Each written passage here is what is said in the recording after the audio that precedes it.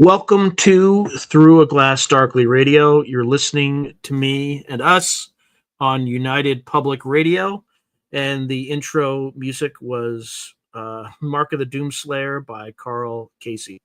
Good to see everyone. It's been a long, crazy week. I am mostly finished editing 2 interview episodes with the great Richard Dolan. We definitely got along really well. In fact, there were many synchronicities on. I would tell him about something before the interview, and then he would accidentally stumble into it during the interview. And I'd be like, "It's not the same." He's like, "It is." So there'll be you'll see context when the interview actually comes out. I think the first one drops on April 16th because it was way behind on scheduling interviews. So we will get that. Reminds me, I finally heard from somebody else that I need to get back to ASAP so I can get that on the calendar as ASAP. All right, let me just take a quick look at the comments before we get started. Let's see.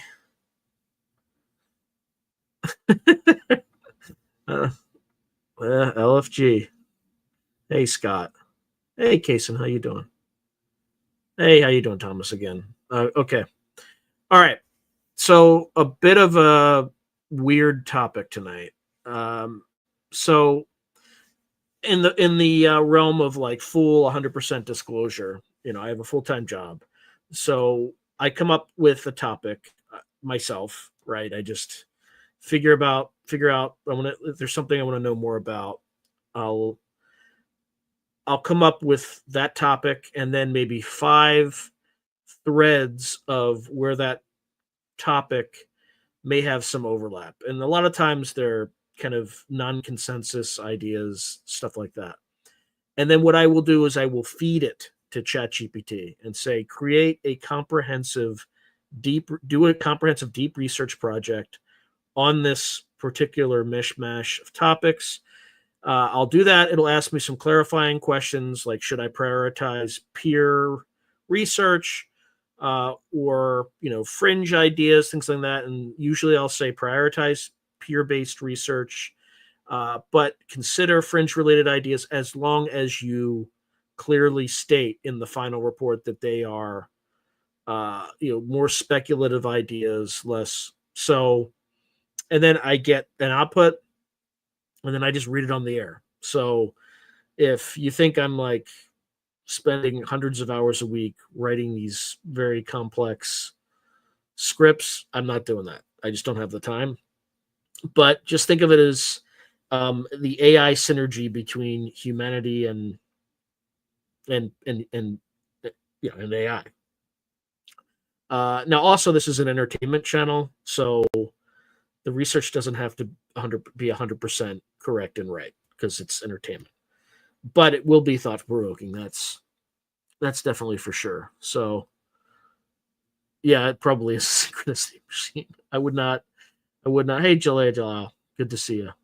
All right, so without further ado, let's get started on the main topic before everybody decides that I'm moving too slowly. Because actually, this one's a beast. There's a lot on this. Okay, so we're going to start with the history of sentient plasmoids, luminous orbs in history and modern research. So let's start with some historical accounts of plasma-like orbs. Throughout history, people have reported strange glowing orbs and mystery lights in the sky. These phenomena, often described as floating balls of light in colors like blue, red, or orange, appear in folklore, early chronicles, and modern eyewitness reports. Many of these accounts predate the contemporary idea of UFOs and were woven into local myths or scientific curiosity. Below are a few notable, or to follow, are a few notable examples. The wisp Ignis fatuus.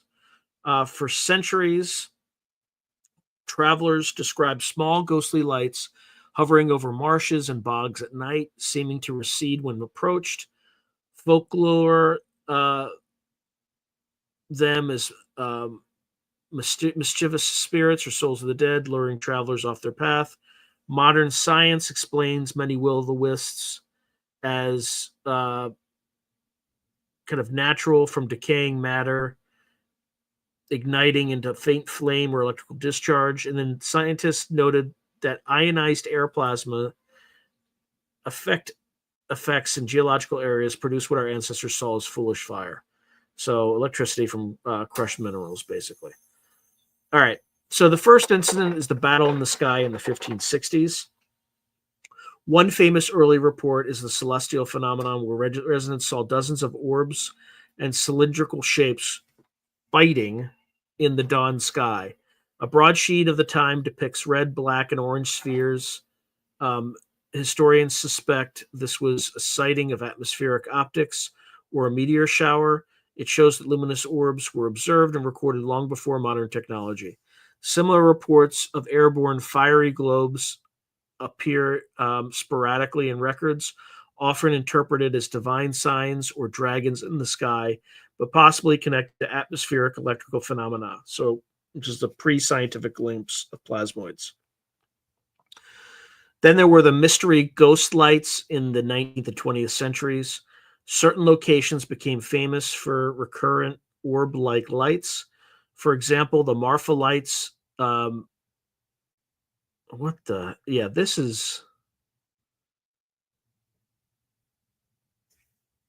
This thing is like really, really dorked up for some reason. Well, because AI, I guess, did it. But let me see if I can find the original.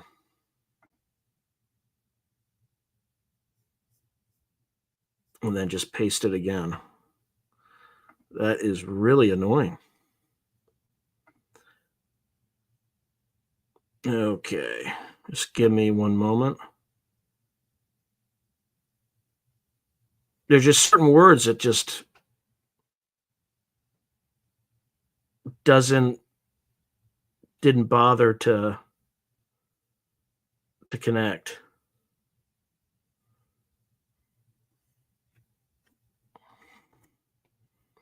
All right. So just finding my place again.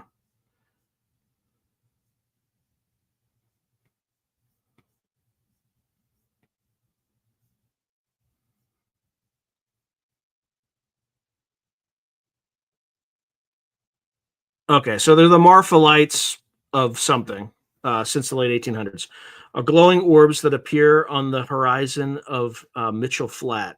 The Brown Mountain lights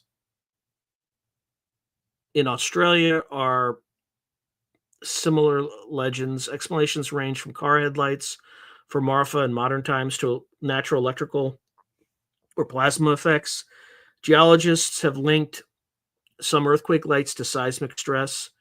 In the 1970s, researchers Persinger and Lafreniere, I can't pronounce French words or French names, found that many UFO light reports clustered near fault lines, suggesting tectonic strain might produce glowing plasmas from the ground. In such cases, crystal rocks under stress can generate strong electric fields, ionizing the air and producing floating luminous plasma orbs. These globes can appear to move intelligently simply by drifting in erratic ways. Indeed, witnesses often describe these phenomena as if they had their own will, a tantalizing notion that they were behaving intelligently. And then science attributes their motion to winds and electromagnetic forces. Then in the 1980s until the present day, you have the Hessdalen lights. One of the best studied recurring orb phenomena is the Hessdalen lights in the Norwegian Valley. Since at least the 1930s, residents have seen unexplained balls of light, white, yellow, or red, floating above the valley. Unlike purely anecdotal folklore, the Hessdalen lights have been rigorously monitored by scientists with the Hessdalen Automatic Measuring Station, which was set up in the 1980s. It's recorded these lights on camera, radar, and spectrograph. Findings strongly suggest a plasma origin. The lights emit an unusual spectrum with ionized elements, and researchers proposed they form via a dusty plasma mechanism, which is ionization of air and dust from natural radioactivity. In one model, clusters of charged particles in the valley air self-organize into glowing, energy-cohesive structures, essentially airborne plasmoid. Uh, and then simulations by plasma physicists have shown that dust in a plasma can indeed organize into stable helical structures and even double-layer cells, which some have likened to an inorganic life form. So more on that later. The Hessdalen orbs move, change color and shape, and can hover or zip around, behavior that once inspired exotic theories like ET spacecraft, but now is often cited as evidence of a natural sentient-like plasma phenomenon. While mainstream consensus leans toward a geophysical plasma explanation, Hessdalen remains an intriguing case where a luminous orb behaves in complex ways, blurring the line between simple physics and something alive. Other orb sightings in the 20th century, there have been reports of aerial orbs that have become common worldwide, especially with the advent of aviation. Pilots and ground observers have described round, glowing objects that don't resemble conventional aircraft. These are often reported as orange or red balls of light that can hover, accelerate rapidly, and even appear to react to observers. For example, in the decades after World War II, numerous UFO orbs were reported during the Cold War period, some likely secret aircraft or celestial misidentifications, but others possibly electrical plasmas. In the 1970s, Soviet scientists coined the term anomalous atmospheric phenomena for such sightings, explicitly to study things like self-luminous spheres seen at low altitudes. Many of these cases were ultimately explained by things like rocket launches mistaken for hovering orbs, but a residual few defied explanation. In physical plasma formations, or in Russian terminology, plasmoids, rather than solid crafts. Okay?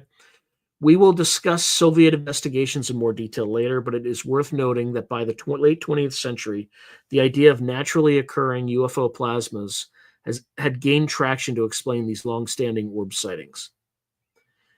Now, there's also kind of the divide between peer-reviewed or scientific versus folkloric descriptions. Many historical orb light accounts of will-o'-the-wisps, earthquake lights, Hestilin, etc., have attracted formal study by scientists. Peer-reviewed research in geology and atmospheric physics supports plasma-based explanations for several of these phenomena, so ionized air emissions and dusty plasma crystals. On the other hand, folkloric and speculative interpretations from ghost lights being spirits to UFO orbs being alien probes persist in parallel. It's a fascinating overlap of science and myth where modern plasma physics often validates the core existence of the phenomenon, even if the sentience is debated. The stage was set by the mid 20th century to ask, could some of these mysterious orbs actually be living plasma based entities? That question grew sharper with the World War II Foo Fighters, which we'll examine next. So, Foo Fighters in World War II, could they have been sentient plasmoids? During World War II, Allied pilots and reportedly Axis pilots as well encountered one of the most famous types of mystery orbs, the so-called Foo Fighters. These were unexplained luminous objects that flew alongside aircraft, mostly reported by night fighter crews in 1944 to 45. The term Foo Fighter was coined by a U.S. pilot, adapting a comic strip catchphrase to label the bizarre phenomenon. The reports described fast-moving balls of light, typically orange, red, or white, that paced aircraft at high speed and performed extraordinary maneuvers. Pilots in Europe saw orange or reddish orbs, sometimes single, other times a dozen at once, that would appear near their wing, keep formation with the plane at 200 miles per hour, then dart away or vanish with incredible agility. One night in November 1944, for example, a night fighter crew over the Rhine saw 8 to 10 bright orange lights form up off their left wing. When the pilot turned toward them, the lights disappeared, only to reappear farther off. This game of cat and mouse continued for minutes. The Foo Fighters did not show up on radar. To the airmen, that implied the objects lacked solid mass. Radar at the time could detect airplanes, but a ball of ionized air might not bounce radar waves. Pilots also noticed that the orbs did not attempt to collide or cause overt harm. They were just there, almost playfully tagging along. Nonetheless, they unnerved crews. Some thought it was new enemy tech. Others wondered about psychological effects, but most dismissed hallucinations. Maybe crew members would simultaneously see the same lights. But most actually dismissed the hallucinations because multiple people would see the same things. Military intelligence of both Allied and Axis commands investigated Foo Fighters. No side claimed them as a weapon. For instance, German pilots also reported being trailed by Feuerball lights. It just means fireball in German, folks. The Allied Robertson panel in 1953 reviewed Foo Fighter cases, among other UFO reports, but could not reach a definitive conclusion. Contemporary theories at the time ranged from St. Elmo's fire, which is a known static electricity glow on aircraft wingtips, to ball lightning, to enemy trickery. However, St. Elmo's fire was deemed unlikely because Foo Fighters maneuvered independently and kept pace with planes, unlike stationary, clinging glows of static discharge. So Foo Fighters is plasmoid life. Decades later, with the benefit of hindsight and advancement in plasma physics, scientists revisited the Foo Fighter mystery. One emerging theory is that Foo Fighters were not craft at all, but rather naturally occurring plasmoid entities, essentially balls of ionized gas, i.e. plasma, formed in the atmosphere, which behaved in a lifelike way around the aircraft. In early 2024, a team of university researchers announced evidence supporting this idea. They pointed out that Foo Fighters often appeared in the vicinity of aircraft and even Allied rocket launches, and proposed that electromagnetic charges from the planes or rockets might attract atmospheric plasmas. In other words, a high-speed aircraft flying through certain conditions could stimulate, for example, by static discharge or shock ionization, which then gets charged up and chases the plane as if curious. These scientists suggest Let's see.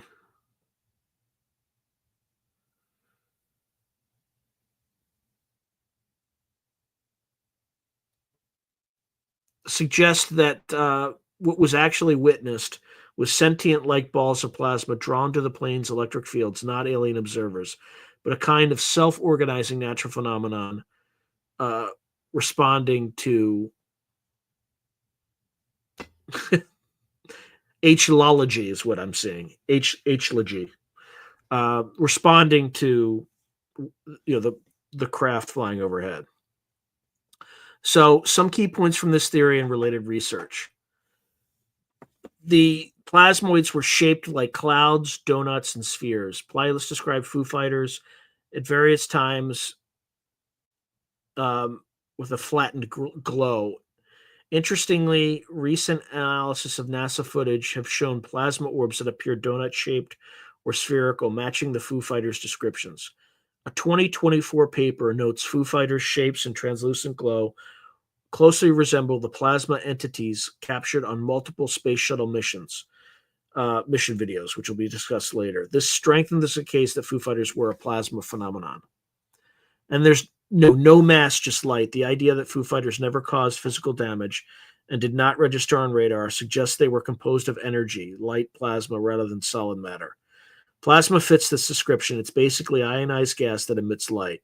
Pilots in World War II even commented that the objects seemed to be just light. This aligns with the idea that a self-contained ball of plasma, sometimes called ball lightning, if small, was what they saw.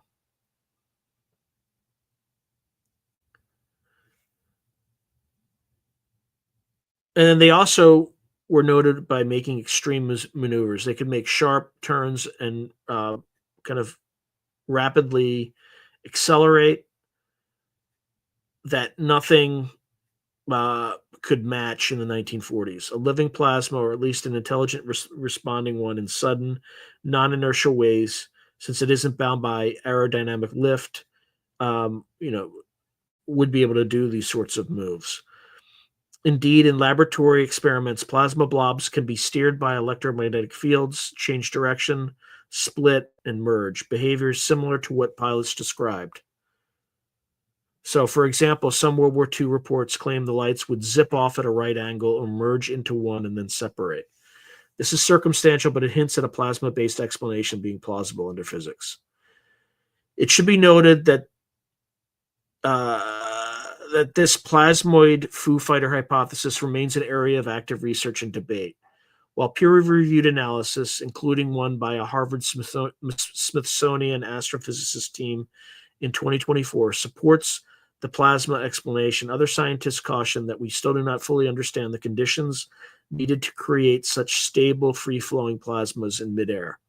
Nevertheless, Foo Fighters have shifted from a pure wartime mystery to a case study in possible natural UAPs that might be self-organizing plasma life forms, or at least proto-life capable of apparent intelligent behavior. The idea that some Foo Fighters might have been sentient plasmoids is intriguing because it suggests nature could produce UFO-like phenomena that aren't alien craft at all, but a form of lifelike physics. Among the many wartime reports, a few stand out that illustrate these points. In December 1944, pilots of the 415th Night Fighter Squadron in Europe reported multiple red-orange orbs that followed the Bristol Beaufighter aircraft, or their Bristol Beaufighter aircraft, or Beaufighter aircraft. They turned, climbed, and dived, but could not shake the orbs until they simply vanished. In the Pacific Theater, some B-29 bomber crews also logged similar ball of fire incidents. None of the cases resulted in an attack. The orbs were observational, almost playful. One pilot's account summed it up. They seemed to toy with us, following us, then peeling away. It was as if they were alive.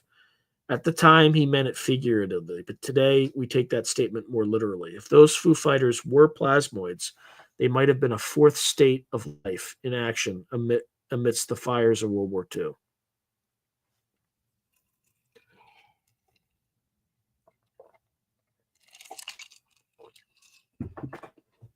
Following World War II, there were some Soviet and Russian investigations into UFOs and plasmoids. So between in the 1960s and the 1980s, the Soviet Union had a complex relationship with UFO phenomena.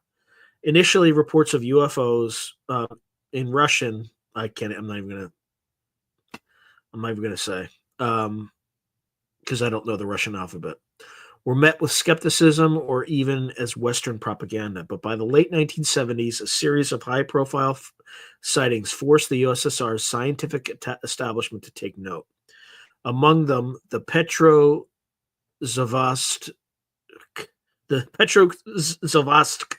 incident of 1977. In September 1977, hundreds of citizens in Petrovsk, northwest Russia, saw a radiant object that showered beams of light over the city. The phenomenon was so widespread, witnesses as far apart as Helsinki and Vladivostok reported a similar glow, that concern came from even outside the USSR. In response, the Soviet Academy of Sciences launched a formal inquiry and produced a detailed report, but concluded they could not identify the phenomenon with available data. This led to the creation of Setka-AN, a secret research program to systematically collect and study anomalous atmospheric phenomena, which was basically the Soviet term for UFOs. Under programs like Setka-AN, run by the Academy of Sciences, and a parallel military program, Setka-MO, the Soviets gathered thousands of UFO reports through the 80s. Their approach was pragmatic and leaned toward natural explanations. By the end of the program, Soviet experts publicly stated that 90% or more of the sightings were explainable. For example, test rockets, satellites glinting in sunlight, atmospheric optics, or psychological misperceptions. However, a residual 1 to 10% of cases remained unsolved, often involving close-range encounters with structural or luminous objects not attributable to known technology. In these instances, Soviet scientists did entertain plasmoid hypotheses. For example, in 1982, a flying sphere was reported over Siberia, and one physicist from Tomsk argued it could have been a plasmoid, or an energized ball of plasma, rather than a solid craft.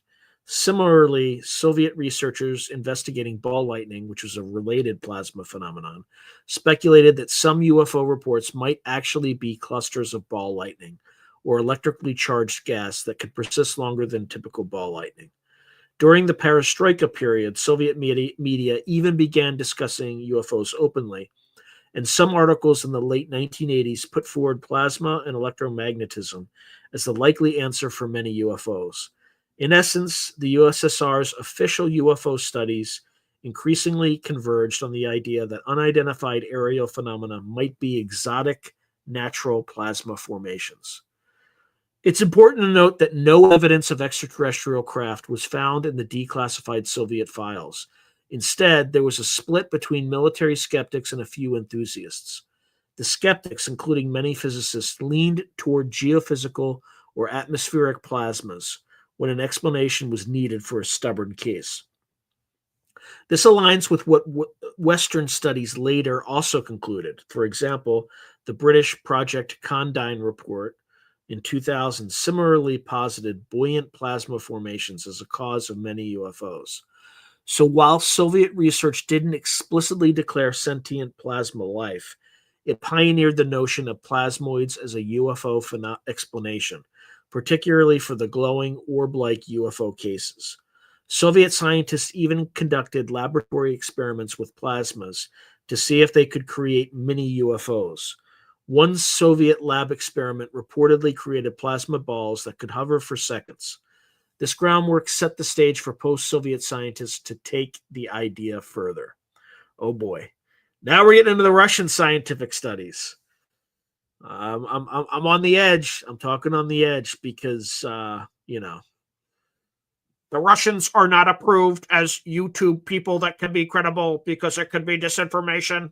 I'm just putting that out there because, I damn well they might pull this video because of this crazy narrative control that the elites want to have over everything.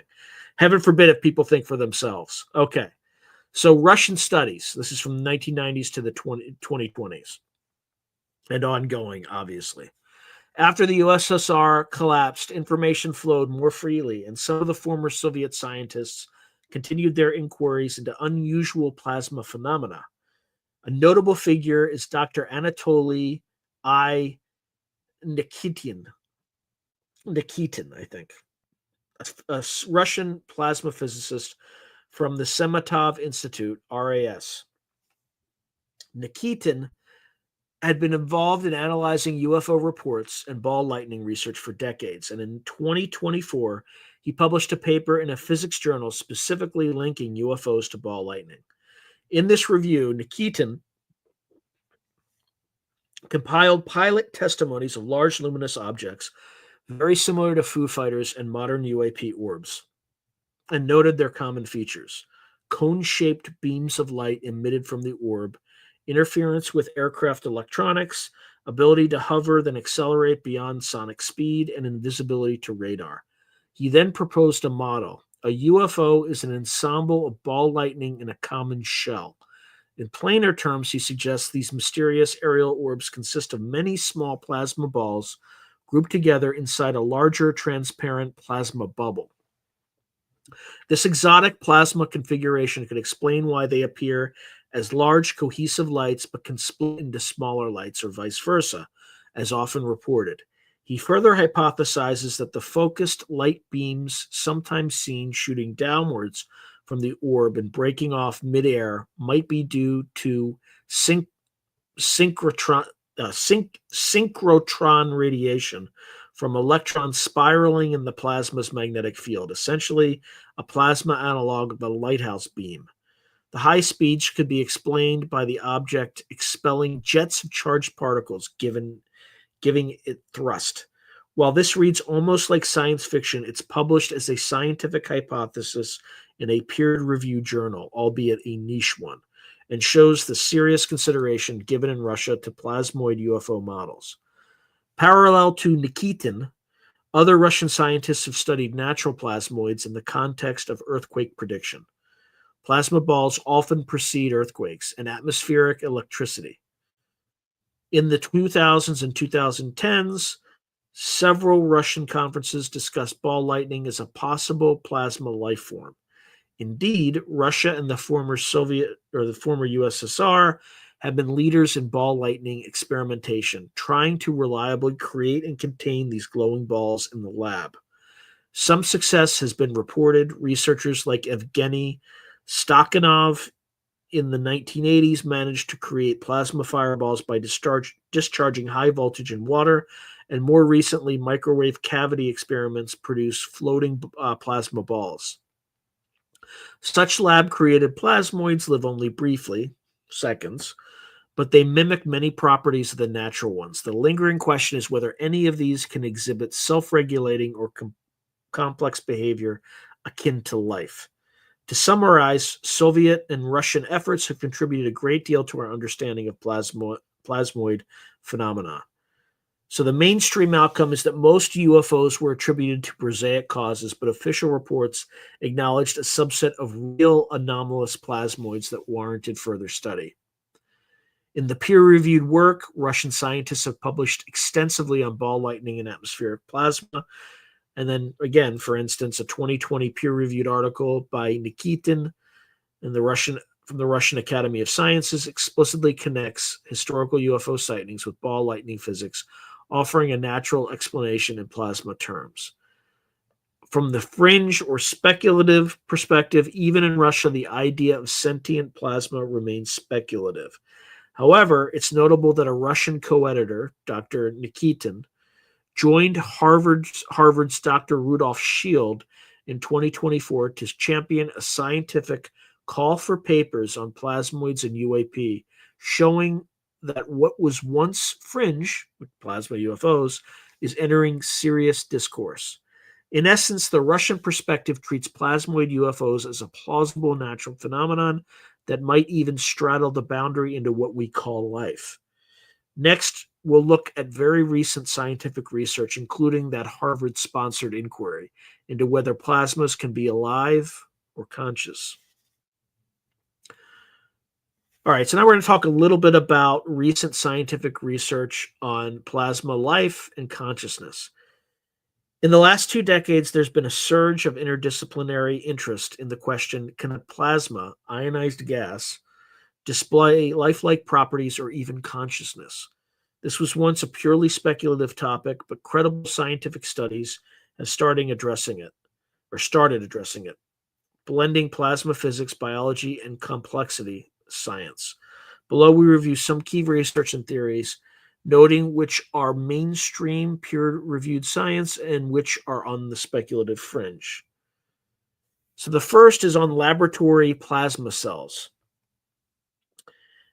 And this is in a milestone experiment. Physicists Mircea Sandaloviciu and Erzilia Lozeniu at Cuza University in Romania created self-organizing spherical plasmoids in a plasma discharge. They reported that under certain conditions, a glow-discharging gas will spontaneously form a stable sphere with a double-layer membrane, essentially a cell-like bubble of plasma, a few centimeters across. Remarkably, these plasma spheres grew in size by absorbing more energy, replicated by splitting into two, and even communicated with each other via electromagnetic pulses. The researchers pointed out that the plasma sphere had the 4 defining features of a living cell. So a membrane boundary, metabolism, which includes absorbing energy, reproduction, which was cellular division, and signaling or communication. In their view, this could have been the first form of living matter on primordial Earth. These results were published in the journal Chaos Solutions, maybe it's Solutions, I don't know, and Fractals, a peer-reviewed journal covering complex systems. While some in the scientific community were skeptical of calling the spheres truly alive, the experiment is mainstream enough to be reported in scientific media like The Guardian. It provided a proof of concept that plasmas can self-organizing in a life-mimicking way in the lab. The next study was computer simulations of dusty plasma life. This is by Cedovich et al. In 2007. So a team led by Dr. Vadim N. Cedovich of the Russian Academy of Sciences used supercomputer simulations to demonstrate that cosmic dust particles in a plasma can spontaneously form DNA-like structures. In a landmark paper in New Journal of Physics, they showed that in the microgravity of space, or conditions without strong gravity, electrically charged dust grains within a plasma will aggregate into long helical filaments that can pair up, twist into double helices, and even undergo a kind of division. These helical dust plasma structures could store information in the pattern of their twist radius, analogous to base pair sequences in DNA. They also could replicate, one spiral splitting into 2, and evolve with less stable configurations decaying and more stable ones persisting. Cedovich's team boldly stated that these complex, self-organized plasma structures exhibit all the necessary properties to qualify as candidates for inorganic living matter. In other words, if we loosen our definition of life, dusty plasma in space might naturally produce lifelike behavior.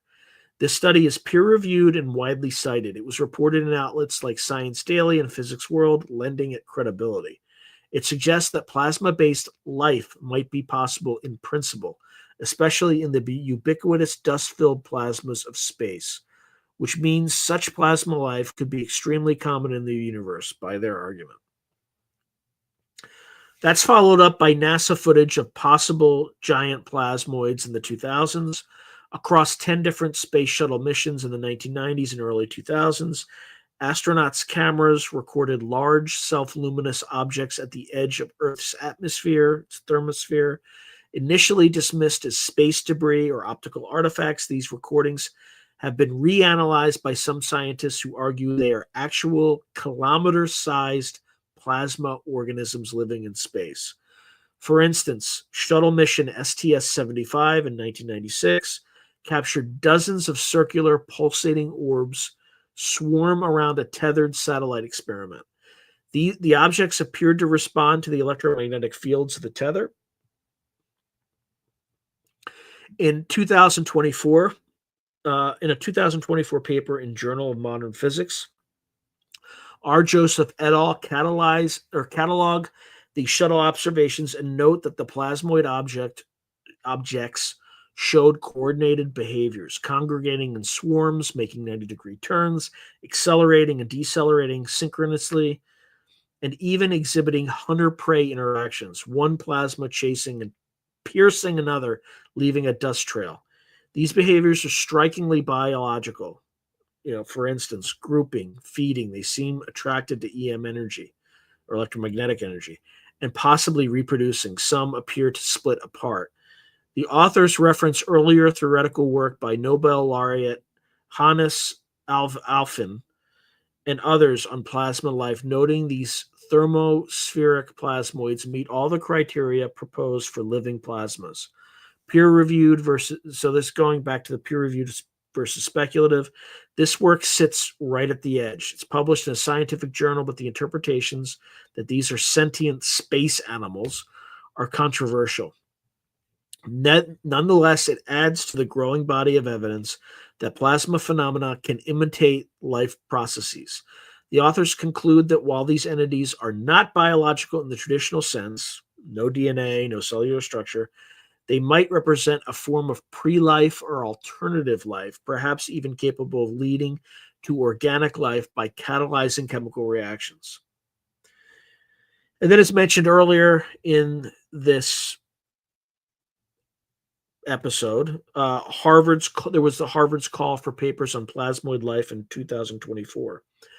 Recognizing the confluence of UFO studies and plasma physics, the Journal of Modern Physics announced a special issue on plasma, plasmoids, and unidentified anomalous phenomena in late 2024.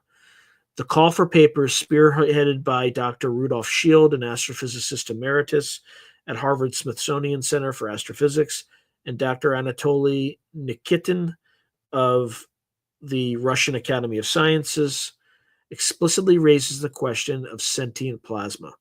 It notes that some scientists believe plasmoids are sentient and intelligent, and asks for research that can favor one or contradict this view. The inclusion of a respected Harvard astrophysicist as guest editor lends mainstream academic legitimacy to exploring these once fringe ideas.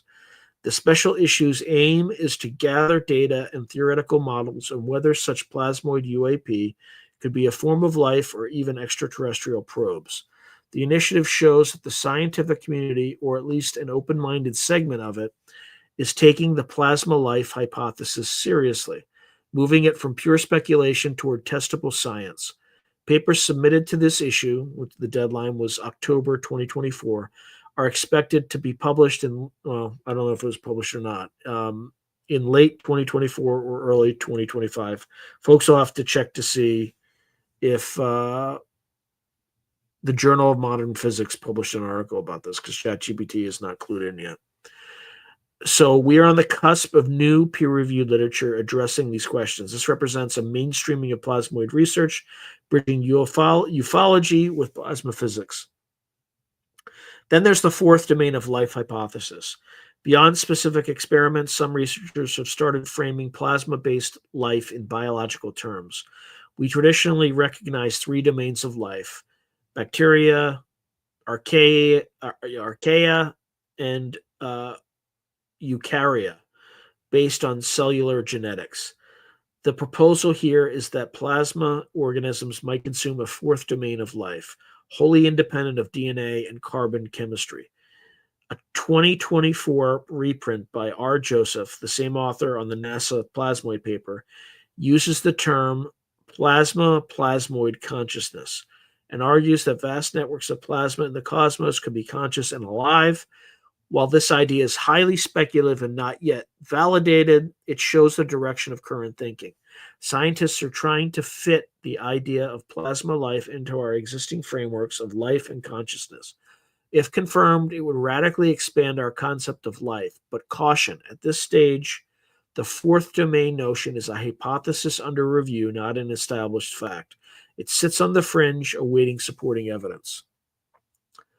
All right, so some of the key attributes of lifelike plasmas from the research are the following. And this is from, according to Teo Dorani, Sidovich, and Sandu Lovicu, and others in recent literature. A plasma that behaves like a living system tends to have self-organization, so it naturally forms complex structures, cells, filaments, helices that maintain themselves. Two, it has boundary and internal structure. It often shows a double-layer membrane or a nucleus-like core. So, for example, dust grains congregating into a core that can carry information analogous to DNA.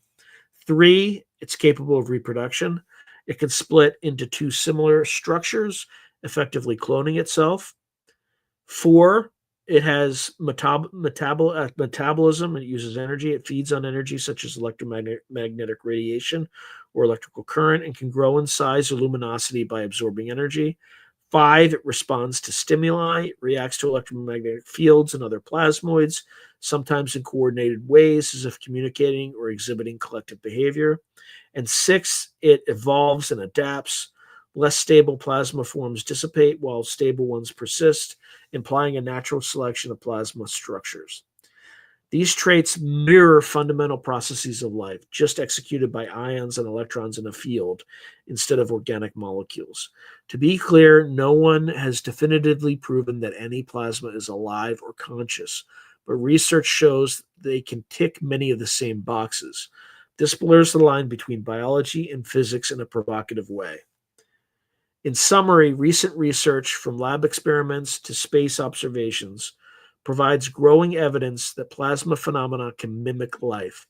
Some of this work is peer-reviewed and grounded in solid physics, like dusty plasma helices, plasma cells in the lab, while some remain speculative, so conscious plasmas, cosmic plasma life. The trend, however, is that what was once the realm of science fiction, sentient energy beings, is now being modeled and debated in scientific forums.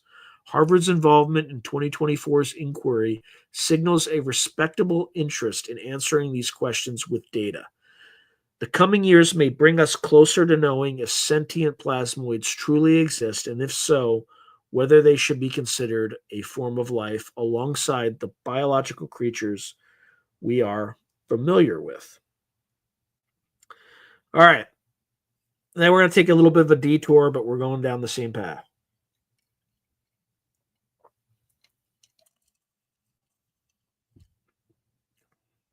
New Jersey mystery drones, orbs or UAVs. One of the most buzzed about recent UAP incidents was the mystery drone flap in New Jersey in late 2024, and it's still ongoing now, by the way. Starting around November 2024, residents in various New Jersey towns, especially near Morris and Somerset counties, began reporting swarms of lights in the night sky. These were initially assumed to be drones due to their formation-like movement and blinking lights. Dozens of witnesses, including local police and military personnel at Picatinny Arsenal, which is an Army research base, observed red, white, and green lights hovering and zipping around at night. Over a span of weeks, sightings multiplied. The FBI received over 5,000 reports by mid-December about these drones. The situation caused such a stir that the FAA imposed temporary flight restrictions, banning civilian drones in those areas to avoid confusion or collisions. By early January 2025, the mystery had reached the White House. Finally, on January 28, 2025, the White House press secretary announced an official explanation. The objects were, in fact, authorized drones being flown by government agencies for research and by some hobbyists. Essentially, federal authorities claim they knew about these drone flights and that they were not malicious. This was not the enemy, as the statement read. This explanation did align with some evidence. At least one federal research program was testing drone swarms in that time frame, though details were scant. However, the announcement also surprised and frustrated local officials and residents, who had been kept in the dark and left to speculate for weeks.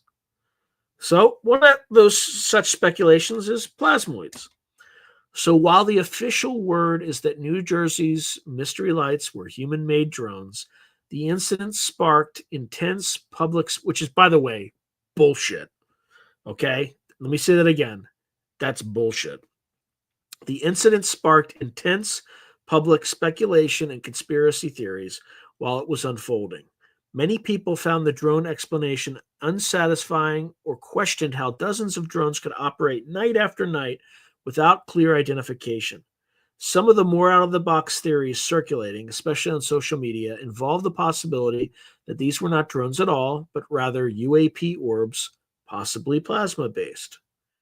For instance, in local online groups and forums, some suggested that the lights were too agile or too quiet to be ordinary drones, raising the idea that they might be something like ball lightning or earth lights drawn to the area. Others theorized a mix of phenomena. Perhaps real drones were chasing some kind of orb. A popular YouTube analysis posited it's not about the drones. These might be orbs and plasmoids with the drones just observing them. In fact, a narrative emerged that the drones were actually deployed to track or monitor plasma orbs appearing in the sky over New Jersey. This theory fed into broader UFO lore, the idea that mysterious orbs show up and then government drones or jets scramble to chase them, sometimes often discussed in UFO circles. Another angle in the speculation was the idea that the orbs could mimic drones. Some witnesses described a bright light that then started blinking like aviation lights which they interpreted as maybe an orb disguising itself as a drone when noticed. While this is highly speculative, it reflects how closely intertwined drones and orbs have become in the public imagination. Modern LED-equipped drones can easily be mistaken for UFOs. They can hover, move in formation, and their lights can look otherworldly against a dark sky. Conversely, those who subscribe to the plasmoid UFO hypothesis think that a true plasma orb might trick onlookers by its appearance. The New Jersey case, lacking clear photographic evidence beyond pinpoints of light, provided a perfect canvas for such theories. It's worth noting that New Jersey has some precedent for odd atmospheric lights. For example, the Polinskill lights legend, or occasional mass sightings of meteors that get reported as UFOs. The winter timing also meant cold weather and perhaps high static in the air, conditions that could be conducive to electrical plasmas. However, no firm evidence has emerged that anything other than drones were present. The White House explanation, if true, suggests a mundane resolution. Still, the coincidence of numerous orb-like lights near a military base led even some local officials to privately wonder if a plasma experiment or natural phenomena was happening. After all, Picatinny Arsenal conducts energetic materials research. One might speculate whether they tested something that created glowing orbs. In summary, the New Jersey mystery drone flap shows how difficult it can be to distinguish sentient plasmoids from human technology in the sky. Observers say unknown lights, and some immediately thought UFO or something exotic, given the orb's odd behavior. Authorities eventually said just drones, provided limited details, which left some room for doubt. The incident fueled the idea that some UFOs could be plasmoid life, mistaken for drones, or vice versa, highlighting the overlap in appearances. From a scientific perspective, without hard data, for instance, detailed video or instrument readings, I disagree with this. No, we must not. That's not Occam's razor. We must go with Occam's razor, and drones are the simpler explanation here. No, that's not the no. It doesn't explain. It doesn't explain all the evidence.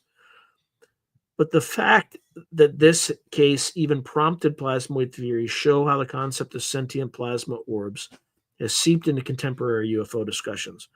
What might have been attributed to aliens was being attributed by a subset of the community to a new form of life in our skies. It demonstrates the growing influence of the plasmoid hypothesis on interpreting aerial mysteries. Okay, let's take a breather there, and let me just see how many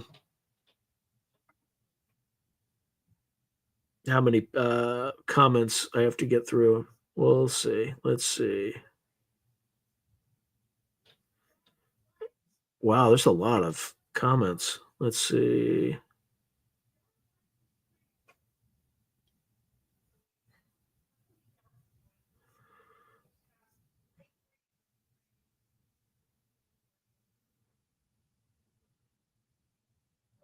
Okay.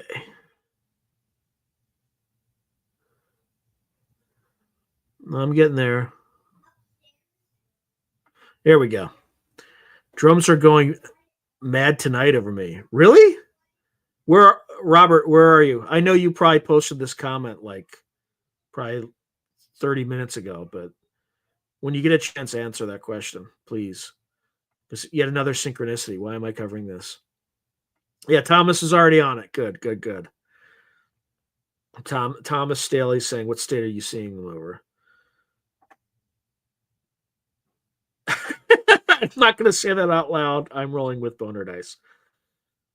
Thank God you explained. I thought this was going to be about human spunk. I'll just say. Oh, so yeah, so the New Jersey thing's continuing. So tonight it's going nuts. Yep, makes sense. Makes sense. New Jersey, Belleville. The woodcut to oh yeah, you're probably talking about the 1560 event. So Dennis Duncan is saying he's seen white and orange plasma balls as if large and elevated, moving at fastness. Marfa has a rest area type viewing split or spit. Interesting. Spot. Okay. You can ask the AI engine to moderate language. Yeah, maybe. I think the drones are plasmoids. Plasmoids projecting a hologram. Could be. I mean, there's going to be a bunch of misidentified craft, of course. There's going to be a bunch of like hobby drones up there, of course. But I think there's going to be a subset that we can't explain, and those could be plasmoids. Live in Vegas, not one sighting. I lived in the Mojave Desert for 4 years. I didn't. I may have seen the aurora a few times. Not the craft, but it's contrails. But I didn't see any UFO stuff, at least that I can recall. But I was out in the Mojave Desert, didn't see anything. Oh, Marfa, Texas. Okay. Stephen writes, I sometimes ask it to prepare something as though it were for a high school freshman. That's fair. Okay, so there's a brown mountain light phenomenon in northern Carolina as well. Huh. So Robert Cody in New Jersey is saying, I saw one of those plasmoids close up once back in 2019. It had all the behavioral characteristics of a living creature, including curiosity as it approached me. Interesting. Hey, thank you, Kenny Benny. I appreciate that. Hey, how you doing, Logan? Miss Tammy. You too. Get a room. Okay. Putin puppet. Oh yeah, because I was talking about the Russians. They don't do any research. It's only disinformation research. All right. Jalal Jalal is writing, electromagnetism is certainly generated by undisclosed tech and used to connect the dumbs, reported to be in 800 in the USA alone. I've thought that about the morpholites for sure, like a leakage. I don't know. Mistral. Why won't these foreign countries just grow up and adopt English? Jalal Jalal writes, what about the orb seen in the grain crops right before? Yeah, before the crop circles appear. Are we still going with the men and the board psyops? There are some they're like the men and the boards do some of them, but the more but not all of them. And there's like clear ways that you can look at the way that the grass bends that are like show whether or not they were created physically or created in another matter. All right, so Fast Mama Jamma is saying future forecasting about a lady in the show. She said auto writing is the start to develop psychic abilities. Interesting. So Mistral is writing, sounds like it must be the energetic template that told matter how to organize in the physical life. Yeah, maybe. Hey, Woo Riders DG. He writes, hey, bro, it's been a hectic week. Talked to my cousin. He said he will be available in May, but would want to know the discussion and questions ahead of time. That's great. That's great. I can work with that. Yeah. That's Richard Grieco for folks who are not Woo Riders DG, but that's his cousin's Richard Grieco. Yeah, I hope so too, Woo Riders DG. Sounds like birds. All right, so Jalal Jalal's writing. People have reported that orbs appeared before fairies made themselves visible. Also, Bigfoot, ships, and orbs too. Yep. Could we have discovered the Holy Spirit? Sam is writing. I don't. Who knows? Thank you, Jesse. Jesse writes, this is fascinating. Rum and Coke break. Okay, so Solite US Expat is saying, look up the Sloan Great Wall filament. Spanning 1.37 billion light years, is composed of galaxies and superclusters, with much of the space being filled between them with plasma. Wow. Okay, so David A. Smith is writing, yeah, need to hear this after the orb reports other streamers bringing up the word plasmoid. So the government drones has led some LED feature with dog faces projecting just to entertain us. Okay, our tax dollars at work. Yeah, exactly. Talk amongst yourselves. Coffee talk. All right. Some were flying cars manned. Yeah, could be. Who knows? Yeah, they said the size of SUVs. Yeah, I need a drone SUV to avoid traffic jams too. Flying could land on the beach and avoid paying parking meters. So Aunt Sinan is writing, when Birdie remote viewed this, she saw plasma orbs, NIH, and drones, U.S. military. Yeah, I'm sure the U.S. military sent up some to confront whatever was there. Jalal Jalal wrote, I go every day to look at the bodacious developments in flying everything and think about the children who will live this. All right, so Roger Claiborne is writing, some people in New Jersey are already experiencing the Jetson flying car dream. Gray Owl is writing, the men in boards were obviously a response to an authentic phenomenon to offer dum-dums a story. Yeah, they might have been like part of a disinformation campaign. William asks, are orbs and plasmoids and will-o'-the-wisp all the same? It could be. Could very well be. Solite US Expat is writing, I missed like 25 minutes of this show. Did you cover Swedish plasma physicist Hans Olaf Gatsa Elfin and plasma physicist Dr. Anthony Peratt regarding plasma cosmology? Yeah, we talked Elfin for sure, but not. I don't recall seeing Peratt's name yet. Okay, so Writers DJs, I don't know if you know Brian Bowden, cryptid researcher. He has shown a photo during a live stream of a clear photo of a fairy-looking entity close to his daughter's hand. He would be a great guest. All right, I'll check him out. Hey, Overlander BC. Good to see you, man. All right. Gray Owl, 1 week to Bon Voyage, is Jalal saying. Okay. All right, I'm going to get back to it. Wow, this stream's actually going pretty quickly. Let's see. Dr. Perot was a student of the. Okay, that makes sense. All right. All right, back to it. All right, so we're going to go a little bit into the biochemistry. So, could plasma support life chemistry similar to organic life? We have kind of in the previous segments, we had kind of a preview to this answer, but let's just go through it. So, a central question in the sentient plasma debate is whether a plasma based entity could have anything like biochemistry or some analog of it. Traditional life is built on complex chemistry, chains of carbon molecules, DNA, metabolic reactions in water, etc. How could those be translated into a hot, glowing plasma state? Well, it's not expected that plasma life would literally have DNA or protein. Scientists have speculated on functional equivalence and how the building blocks of organic life might emerge from plasma processes. So, one thing could be dust plasma and the origin of organic molecules. So, one hypothesis is that plasmas might have played a role in abiogenesis, the origin of life from non life, by facilitating chemical reactions.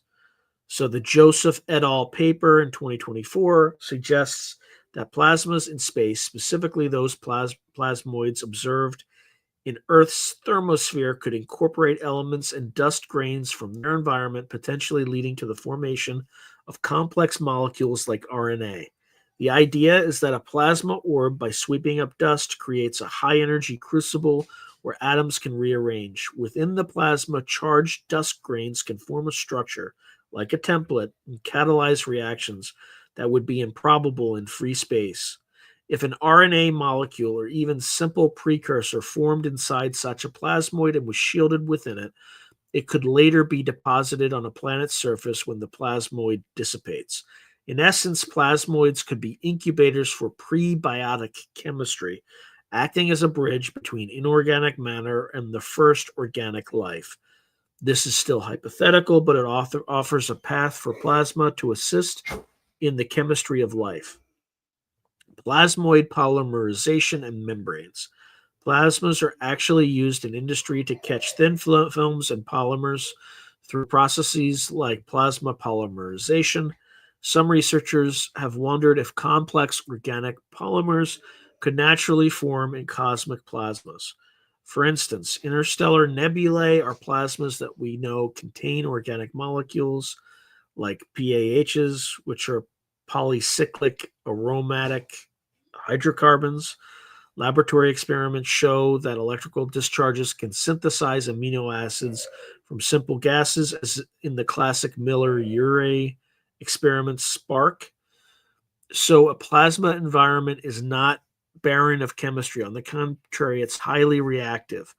A sentient plasma life form might have a metabolism in the sense of digesting food, but it could absorb, might not have a metabolism in the sense of digesting food, but it could absorb energy, for instance, from electromagnetic fields, and internally catalyze chemical reactions that renew its structure or produce byproducts. One could imagine a plasmoid that, upon absorbing enough matter, forms an outer skin of polymer-like material, temporarily resembling a cell structure before it sheds it. While speculative, there's some basis. Scientists Sandu Lovicu and Laznianu observed that their lab plasma cells would sometimes leave behind a thin film on electrodes, possibly hinting at matter deposition from the plasma state. Information carriers. So this is plasma's version of DNA. If plasma life doesn't have DNA, how would it carry information or memory? Researchers propose the electromagnetic fields and patterns within plasma serve this role. Sidovich's helices are a prime example. The helix's structure encodes information in its twists and could influence how it reproduces. In a more general sense, a stable oscillation or wave pattern in the plasma could store data analogous to a neural network or a hologram. For instance, a complex plasmoid might have oscillating filaments The frequency and phase of those oscillations could be an internal code that governs the plasmoid's behavior, i.e., its way of storing what it has learned from the environment. This is admittedly abstract, but then so is DNA's encoding of life in sequences of 4 bases. One advantage for a plasma life form is speed. Chemical DNA replication takes minutes to hours, whereas changes in an electromagnetic field happen at light speed, potentially allowing a plasma life form to adapt or respond orders of magnitude faster than organic life. Do you hear that? Faster. Think about the implications of that. How could an organism that has these properties, how quickly would they evolve, or how much more quickly would they evolve than a chemical-based life form? On the downside, without the stability of chemical bonds, plasma patterns can be fleeting, which is why consistent self-maintenance, a form of dynamic equilibrium, is crucial for plasma life. Researchers like Dr. Frank Schatz, it just says hypothetical, have mused that if plasma-based life exists, its chemistry, its field geometry, and its genetic code is a waveform, a poetic way to say the laws of magnetism replace biochemistry, temperature, and environment. Another challenge is that many plasmas are extremely hot, hundreds to thousands of degrees, seemingly hostile to conventional chemistry. However, not all plasmas are hot. There are cold plasmas and non-thermal plasmas where overall temperature is modest, but electrons are energetic. Additionally, a plasmoid in the atmosphere could have a cooler core. Some ball lightning reports even have them bouncing on surfaces without burning. A plasma life form might exist in a far from equilibrium state that allows certain regions to be cool enough for molecules to survive. Alternatively, it might be a truly exotic life that doesn't rely on molecules at all, only on ionized particles. If so, its chemistry is purely the physics of charged particles. This would be a completely alien form of life by our standards, perhaps only possible in places like stars, nebulae, or planetary ionospheres. Some speculative astrobiologists have even asked whether stars could host life as plasma beings within them. A far out idea, but it understands that life's chemistry may be very different under different conditions. In summary, plasma-based life chemistry would not mirror carbon-based life, but analogous processes could occur. Formation of complex structures. In place of organic macromolecules, plasma forms filaments, cells, and crystals that grow and replicate. Energy utilization. Instead of consuming ATP for adenosine triphosphate for the kiddies in the crowd from food, a plasmoid would absorb electric or magnetic energy to sustain itself. Information and memory. Instead of genetic code, patterns of charge and electromagnetic oscillation carry information. Chemical interaction. If dust or gas is present, plasma could drive chemical reactions, potentially creating organic matter that could seed normal biological life.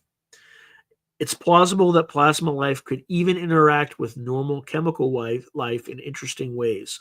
For instance, a plasma entity in a planet's atmosphere might influence the chemistry of microbial spores in the air, perhaps even exchange matter, imagining it picking up microbes, exposing them to intense fields, then dropping them, possibly mutated.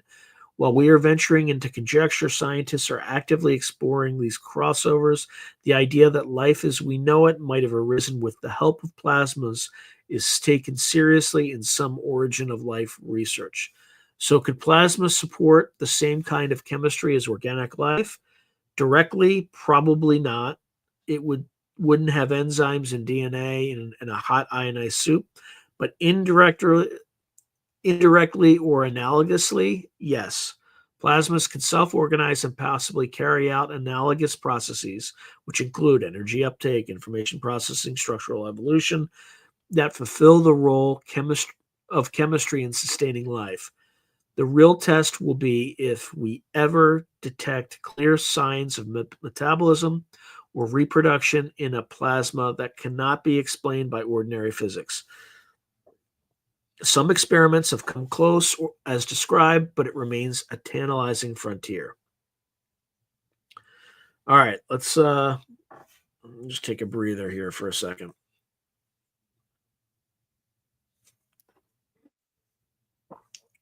Get some caffeine in there.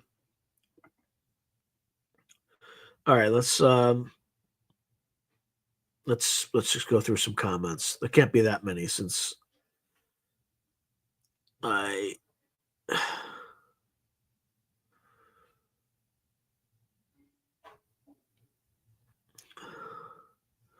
almost there.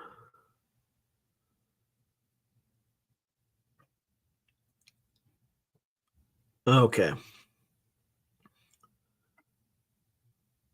Okay.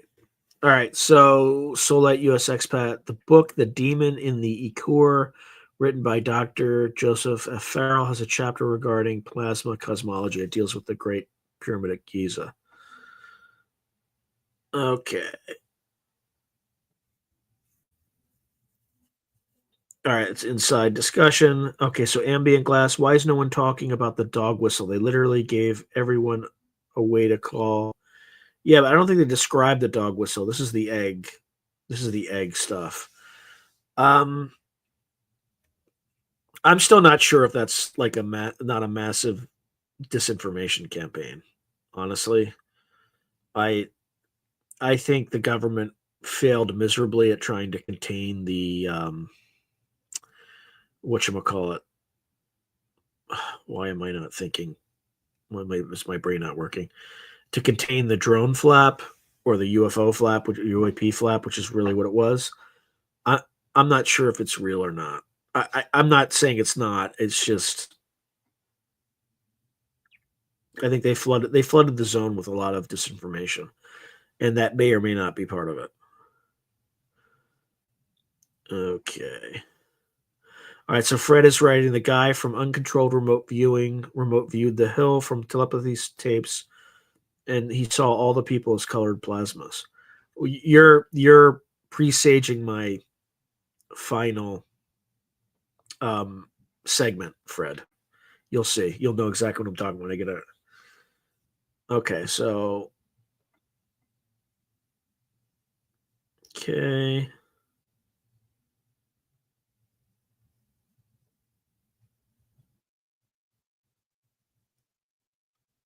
So ambient glass, what do you mean? So is writing, do you not hear what they are saying? Are you talking about like actual real dog whistles?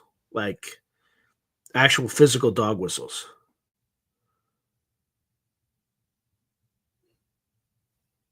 Because I'm assuming the dog whistle was like a euphemism. All right, so the angstrom wavelength, which mass spectrum is able to measure, shows. Okay. Solite US Expat is saying, in regards to spontaneous combustion, there's one theory that the reason this happens is when a plasmoid being comes into this reality, and that's how these people burn. Wrong place at wrong time. Hmm.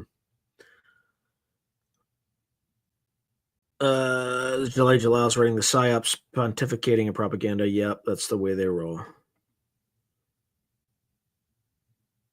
Now we know why the dog faces. Okay. All right, let's get back to I think it's the final segment of what I was covering today. Let's see. Um yeah, okay.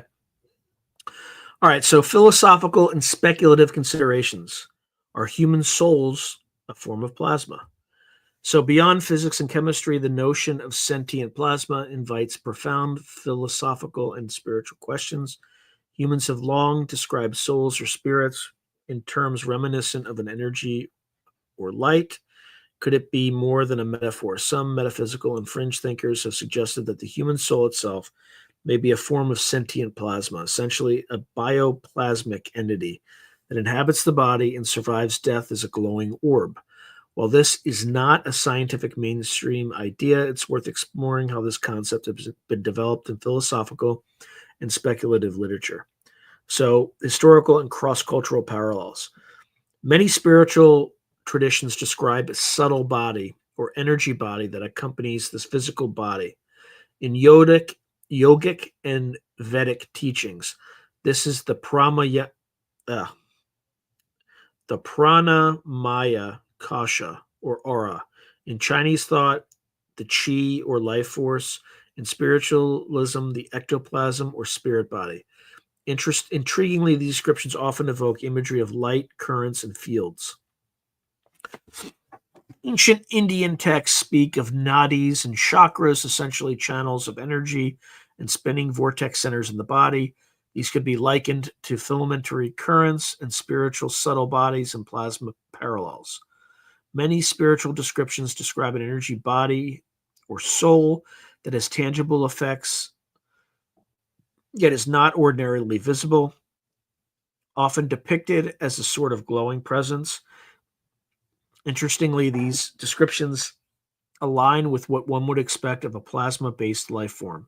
For example, metaphysical literature speaks of networks of filamentary currents in the body. In yoga, the nadis or meridians, eerily similar to the filaments of electric current in a plasma ball. Spiral or helical energies along the spine. So these are the Kundalini serpents, analogous to helical plasma structures and pinch currents plasma physicists observe. Rotating vortex centers, the chakras that glow and can eject energy just as plasmas have vortex phenomena and can shoot out jets of charged particles. An aura or halo surrounding the body, compatible to a physical plasma sheath or magnetic bubble enclosing a charged entity. The ability for the spirit body to pass through solid matter and yet emit light. So plasma, being diffuse charged particles, can interpenetrate and also radiate light. Its collisionless plasmas can overlap in space. A spark or flame of life that ignites at conception and extinguishes at death, which calls to mind the ignition of a glowing plasma to initiate life processes. According to plasma metaphysics proponents like J. Alfred, these are not coincidences. He argues that the subtle body is in fact a bioplasma body, a structured, coherent plasma that coexists with our physical body. In his view, at death, this bioplasma body, the soul, detaches, often seen as an orb of light by those who are sensitive. Notably, Alfred cites early 20th century theosophists Charles Leadbeater and Ani Besant, who claimed to have clairvoyantly observed a tiny star-like nucleus leave the human body at the moment of death. Alfred identifies this with the plasma orb concept, essentially the departing soul as a sentient plasmoid. Modern ghost hunters frequently capture orbs in photographs, and while many are just dust or camera artifacts, believers interpret some as genuine spirit orbs. They often describe these orbs as self-luminous spheres that move with intent, exactly how one might describe a free-floating plasmoid. The term ectoplasm, popularized by spiritualists in the 1880s, is also apt.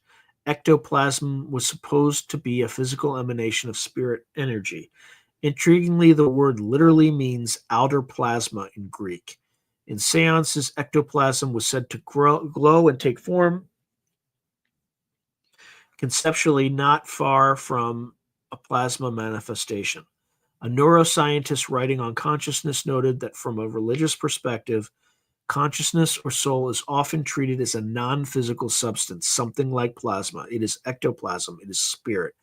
This captures how even in common language we resort to plasma-like imagery, an ethereal luminous substance to describe the soul. So consciousness is as an electromagnetic plasma phenomenon. Some fringe scientists and philosophers have extended these ideas toward a quasi-scientific theory of the soul. The electromagnetic consciousness hypothesis suggests that what we experience as mind or soul is actually an EM field produced by the brain. If so, one could speculate that this EM pattern might survive temporarily as a free-floating ghost after death, essentially a self-sustaining plasmoid encoded with information from the brain. Mainstream neuroscience doesn't exhaust the survival part, but it's interesting that serious models view consciousness as an EM plasma-like process, albeit normally bound to neural matter. The notion of quantum souls or field souls has been explored by theoretical physicists on the fringe, suggesting the soul might be a quantum field or plasma that interfaces with the body. These ideas are highly speculative and untested, but they show an attempt to bridge spiritual concepts with physics, quantum fields, and plasmas being field phenomena. From a metaphysical standpoint, if one accepts the premise of plasma-like spirit, many paranormal claims gain a pseudo-physical explanation. For instance, apparitions and ghost lights could be manifestations of a deceased person's bioplasma form, hence why ghosts are often described as glowing or translucent. Aura photography, or Kirlian photography, which produces a corona of light around living objects via high voltage discharge, might be visualizing the interaction of the object's bioplasma with an applied electric field. Though skeptics note Kirlian photos can be explained by moisture and capacitance, believers view it as capturing the life field of organisms. Out-of-body and near-death experiences, wherein people feel like they are floating above their body, could be interpreted as the bioplasma body partially detaching and retaining consciousness. If a plasmoid can carry information, as we've seen plasmas potentially can, perhaps it could carry one's awareness for a time. It must be emphasized that these interpretations are not part of established science. They fall under what we label as fringe speculation or spiritual philosophy. No rigorous experiments have been confirmed that a human soul exists as a plasma that can be measured. However, the consistent parallels drawn between ancient spiritual teachings and modern plasma physics, as illustrated by Alfred's list of subtle body qualities matching plasma qualities, are certainly thought-provoking. At the very least, they provide a rich metaphorical framework. Thinking of the soul as a form of plasma can simulate interesting discussions in philosophy of mind and religion. The boundary of science and spirit. The idea of souls as sentient plasmoids beautifully illustrates the intersection of science and metaphysics.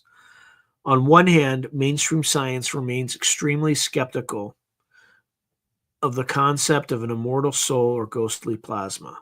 There is no empirical evidence that human consciousness can exist independently of the brain as a globule of ionized gas. Claims of ghost orbs or Kirlian auras are routinely debunked by controlled tests. Until we can detect or measure a spirit plasma under scientific conditions, this will remain speculative. On the other hand, the plasmoid life research we discussed earlier opens the door a crack for such possibilities. If an organic plasma blob can exhibit memory, behaviors, perhaps even rudimentary consciousness, then one can ask, could the human organism produce a plasma-based companion life form as a byproduct of its bioenergy? It's a far-fetched hypothesis, but not inherently more outrageous than ball lightning once was. Some researchers have proposed doing experiments with dying organisms in high-voltage chambers to see if any anomalous plasma forms can be detached at death. A modern twist on old 21 grams soul experiments. So far, nothing conclusive has been found. Philosophically, treating the soul as plasma attempts to naturalize the soul, to make it part of the physical universe, the fourth state of matter, rather than a supernatural entity. This has appealed to those who want to reconcile spiritual beliefs with science. It suggests consciousness may be able to exist in forms other than biological brains, maybe as organized energy in space, a concept that dovetails with ideas of panpsychism, mind-pervading matter, or an electromagnetic basis of consciousness. A speculative essay in Psychology Today even compared consciousness to a plasma ball, noting how both are self-contained, dynamic, and hard to pin down. A playful analogy, but one that captures the feel of a thinking, glowing orb. In conclusion, the notion that human souls are sentient plasmoids is a highly speculative extrapolation of both ancient wisdom and cutting-edge plasma science. It remains firmly in the realm of fringe science and philosophy. However, exploring it is valuable for a few reasons. One, it encourages interdisciplinary thinking, bringing together physics, biology, and spirituality. Two, it provides a possible explanatory framework for certain paranormal claims, though proof is lacking. And three, It challenges our conception of life and consciousness, prompting us to ask what truly defines a living being or an aware mind.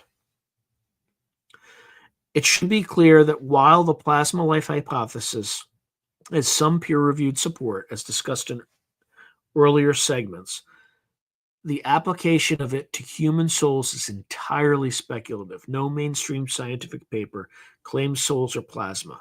This is an idea found in theosophical writings, New Age literature, and a few maverick scientists' musings, not in standard textbooks.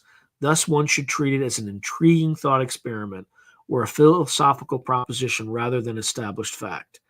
Nonetheless, the fact that credible scientists are now seriously considering plasma-based life and even plasma consciousness in other contexts lends a bit more plausibility to the once outlandish notion. It raises the poetic possibility that we are more than just chemistry. We might also be luminous plasma beings on some level.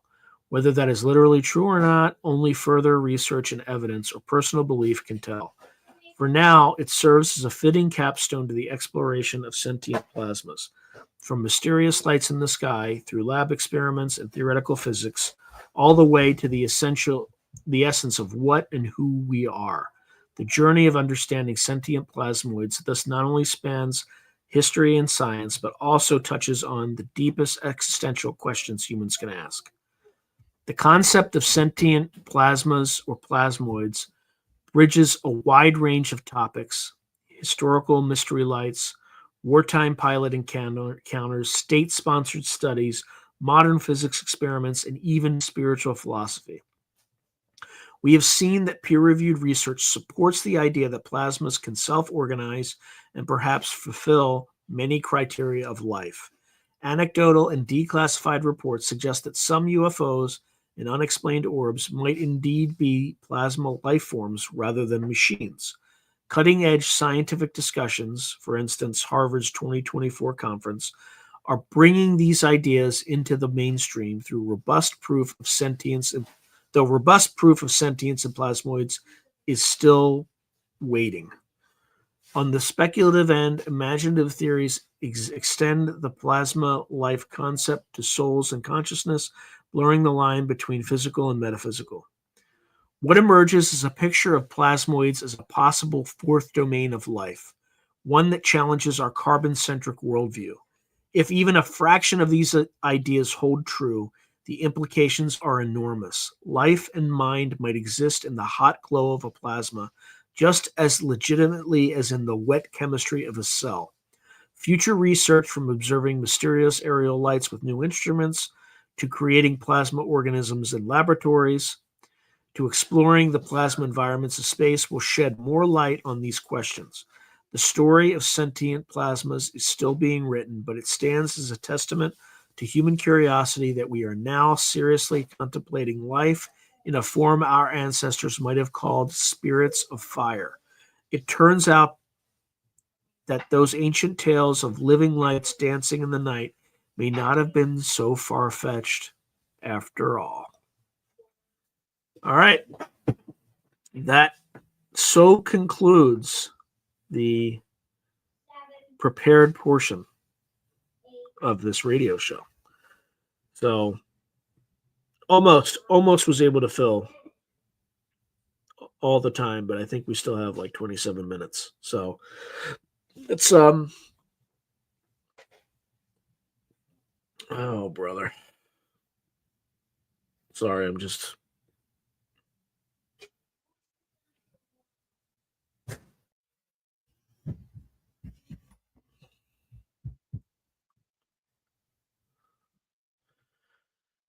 all right. Let's see. All right, I'm just going back. We're gonna go through all the comments I missed.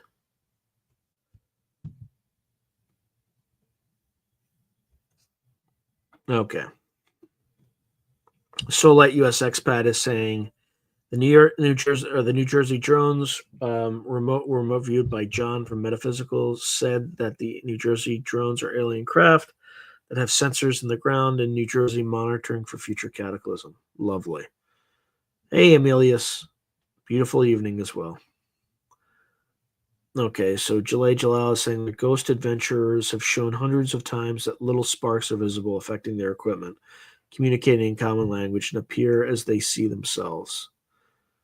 Now, the medulla oblongata. I don't know why there's GG, why you're mentioning that, but yes. Okay, Ek Masters of Ekontur. All right, so Peter's writing Skywatcher, 8th April, octopus alien that hovers and fly with a electrical pulse and is a light purple color. I believe Jake has a film clip of the octopus alien. We'll show it on the 8th of April. Yeah. Overlander BC is we have family stories of a plasma orb the size of a basketball coming up to my mom's cousin's house, in through the front door, around the house like it was searching for something, and then out. Interesting.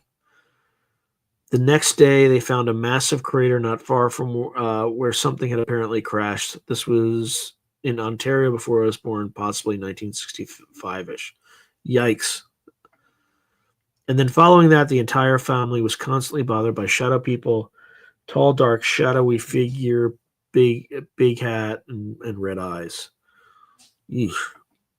That's kind of creepy. Jalal is saying there's a video of a plasma cannon by independent scientists just uploaded on YouTube that makes Zeus Twitter page. I don't know what that means.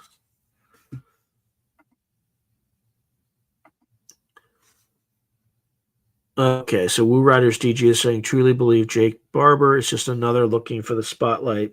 Seriously, this play is old. Yeah, I don't know what to believe. I haven't interviewed him, so I don't know what to believe. Yeah, I don't want to be too arrogant, but S4 trailer just dropped. I need to see that. I definitely need to see that. So we'll see. I'll just get it on like Apple TV or something. All right, what else do folks want to talk about? Cover. That's a lot of material I just went through. What did folks think of that? Like, what? Do they think it was like crazy, or do they think it was plausible? No, I did not see the Project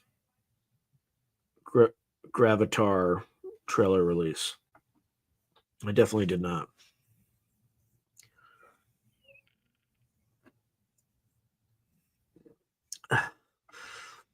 I know I'm a fantastic reader. I just kind of took ChatGPT's work and just presented it. If I did this full time, I would actually like write this stuff and research it on my own and have a much greater production value. But I have like 3 jobs, so thank you. Maybe unless ChatGPT fed me something that's not real. Amelius is writing everything you read was true, mostly just in a different perspective. No, okay, yeah, that's Bob Lazar. Thanks, David Smith. Interesting to hear about. Isn't this magic? As I have a video footage, what I believe is my late mom appearing as a green ball of light. Could be. Could absolutely. Thank you, Amelius. He's saying, aha, well done. Jesse Roberts is writing, that was interesting. Heard of plasmoids, but never anything as in depth. So, yeah, I gotta fill 2 hours, right? I gotta come up with 2 hours of content every single week, no break, 52 weeks in a year. So, well, yeah, it's not. Nobody did any research. ChatGPT just pulled it from the internet. So, I didn't do any research. I just gave it 5 things to kind of weave together, and that was the output. Okay. So Solite US expat is saying Eric Dollar says that the sun is not a thermonuclear furnace, but a form of electrical transformer, converting energy from another dimension into visible light and other electromagnetic radiation. So Amelius is saying AI uses everyone's written observed knowledge and compiles it in the most logical manner. Yeah. Thank you, Business Magic. I wish the rest of the world could, thought that, because then I would be able to do this full time and make a living from it. But not even close there. And YouTube keeps changing algorithms in negative ways. Jesse Roberts is asking if I'm going to the Contact in the Desert thing end of May. No, I can't. It's hard. Like with a full time job, I always feel nervous about um, like taking vacation or going away and things like that. So now, if I was doing this full time, I would absolutely go to Contact in the Desert. But Fred writes, when I was a kid, I thought Ghostbusters was some crazy fantasy. Turns out Aykroyd and his family were deep researchers of this stuff. Yeah, it's true. Did the AI request provide peer-reviewed references? I believe it did. Let me see. Just give me a second. Um,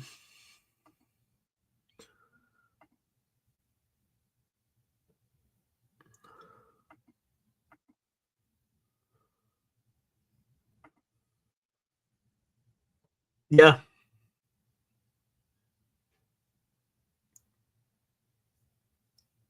there's like CIA.org is one of them.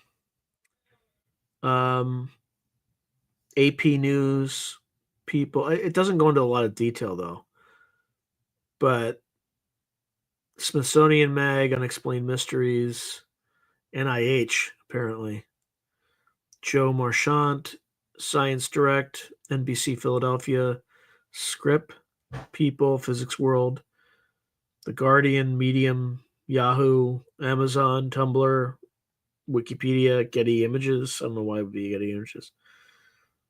Skeptical Inquirer. Let me see if there's anything else here that.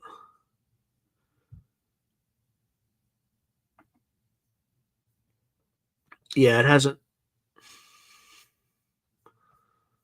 I don't see anything more detailed than that.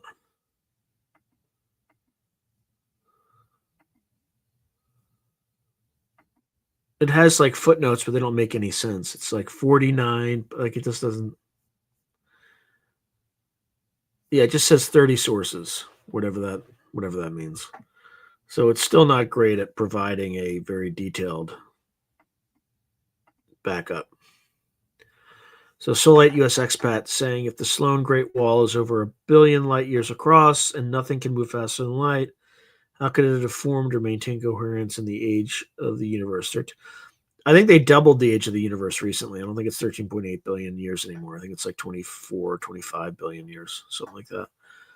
So Ayazuz is writing plasma entities are real. In fact, they're known in Islam as jinn. God says he created man from clay and jinn from plasma, so there's no doubt this is real. Yeah, they're what are they called?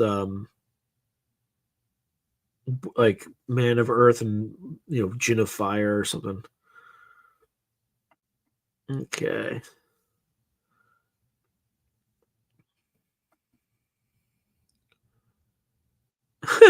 David A. Smith, you mean to tell me that Slimer has been hanging out by me all this time? Okay, so Solite US expat is writing, could the Sloan Great Wall filament composed largely of plasma actually be the oldest sentient being in the universe, thinking and perceiving on cosmic time scales? It's possible. I don't know about the oldest in the universe, but it could be oldest in the galaxy or something. Yeah, I did. Fred is using, said, did you use deep research? Yeah, that's what I use with ChatGPT. For all these episodes, I use the deep research function. Um,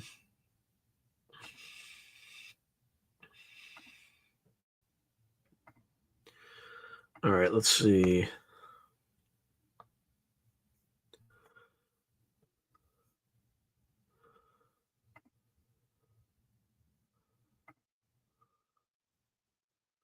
See how we're coming along.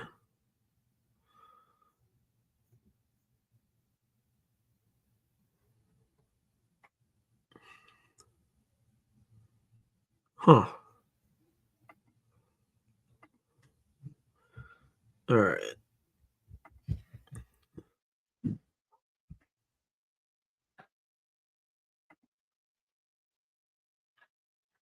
The angels are the oldest than jinn than humans, is what Ayazuz is writing. Yeah, I just have to multitask. But yeah, I do. I just have to multitask. Hey, CL Thomas, good to see you. Okay, so Soulite US expat is writing the Soul Wartime Stories has a story about a unit from the US military while in Iraq encountered a jinn out in the desert. Huh. Interesting. Oh, brother. What else do folks want to talk about in the last? We got 15 minutes left. Not a lot of time.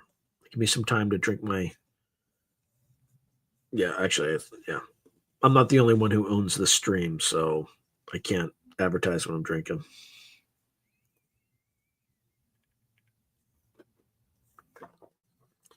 But normally I would.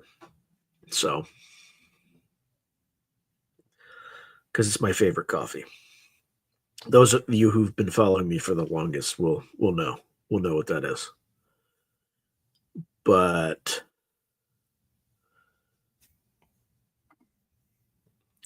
so like US expat is writing, our reality is strange and interesting. If people just kept an open mind, their minds would be blown if they only knew. Yeah, the problem is the government does not keep an open mind and knows a lot more than we do, but refuses to share. So we're all on our own, right? Government is just a control system. It's that's its only purpose. It's not. It doesn't serve the people in any way, shape, or form. Woo Rider DG is writing. I'm still processing Dupe's epic all-time collapse in the Final Four last night. Definitely got to be rigged. Impossible would happen, but it does piss me off. No integrity in sports. I mean, everything's fake. Everything, right? Every human control structure is fake. That's my only conclusion. After 2020, that can be your only conclusion, right? Remember they tried to sell that a life-threatening illness was caused by people eating bats. Come on.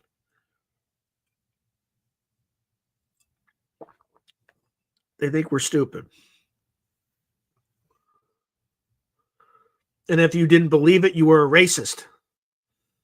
I mean, what's more racist than saying that like Chinese eat bats? I mean, it's the most racist thing I've ever heard. Anyway. Yeah, it is a rigged stage show. So Jesse Roberts writes, so orbs are often seen with CE5 stuff, maybe plasmoids. Ever try that stuff, Sean? Or I did like a version of CE5 on the border of Skinwalker Ranch. So yes, and I would say the most successful I've been is that while I was sleeping, the wind blew a chair into the fire at me at Skinwalker Ranch. So that could just be it was a windy night. I don't know.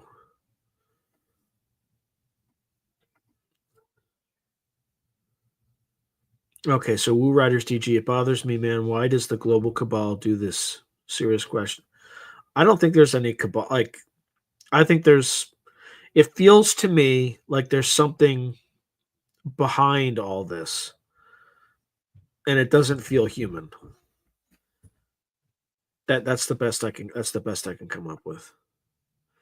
And whatever it is, it's pretty twisted and pretty evil.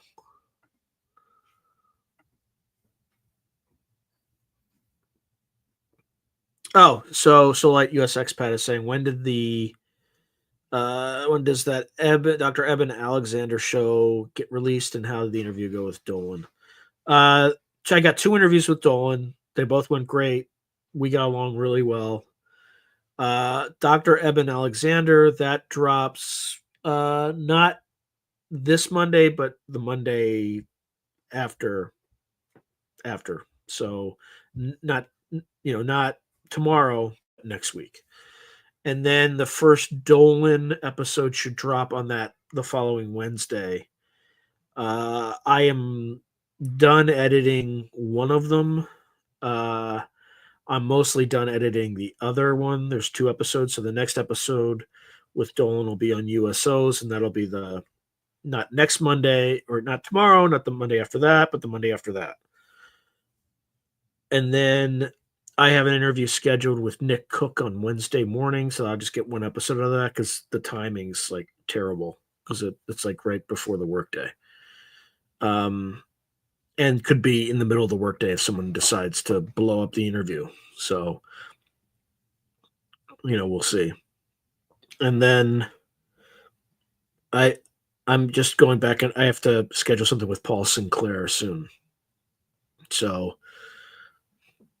that's kind of, what's kind of on the docket, so to speak. Huh. So Jalay Jalal's writing, I saw something after Edward Rearland did a remote view today on microtubules and consciousness. Yeah, we live in a matrix and they know it, so they tour with us every now and then. Yep. Okay, so Jalay Jalal says, I was able to confirm it with published papers immediately. The gain of function mRNA to abate with the VMAT2 gene normal function. Public papers have already put it together.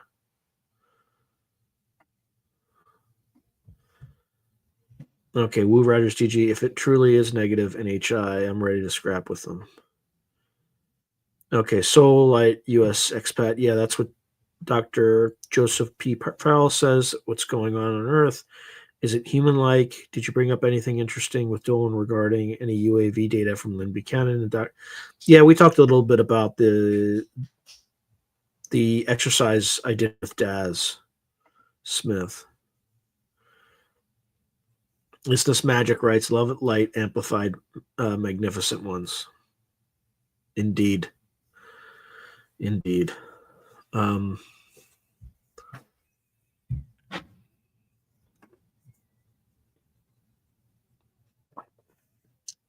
Oh man.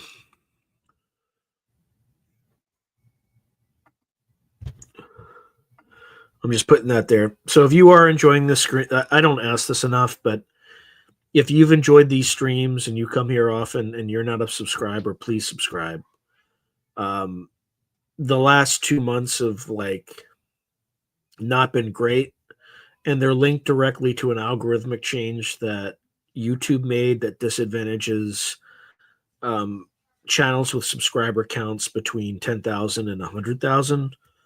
And YouTube, the way that YouTube has explained it or pitched it is that for channels less than 1,000 or that have less than 10,000 subscribers, they're actively providing them with more impressions to show them against channels with very large channels with millions of subscribers. So if you read between the lines and you just look at the data, the number of impressions that I had from January to February dropped by 40% in 1 month.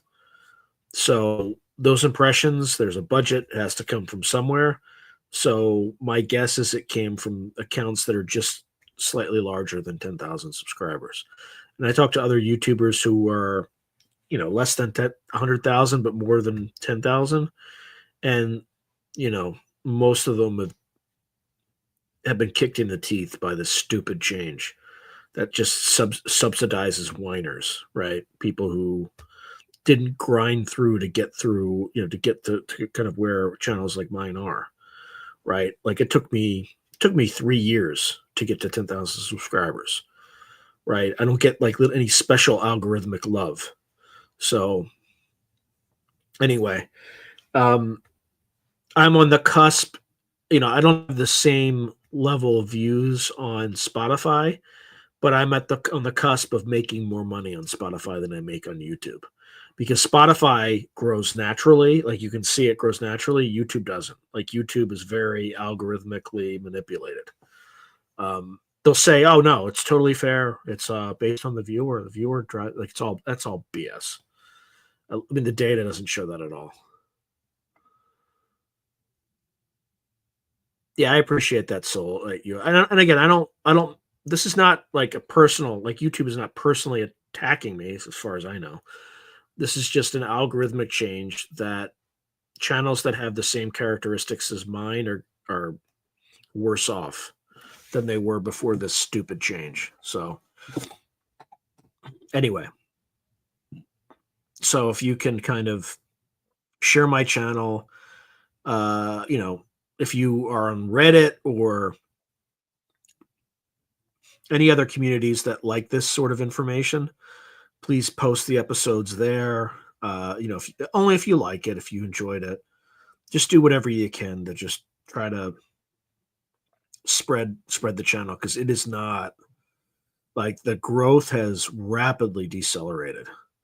So, and it's not like I can't put in the level of time and effort if this continues going in this direction. So anyway, yeah, thank you, Timepiece Adventures. Yeah, I'm just being straight with people. Like I'm working my nuts off and it's not paying off.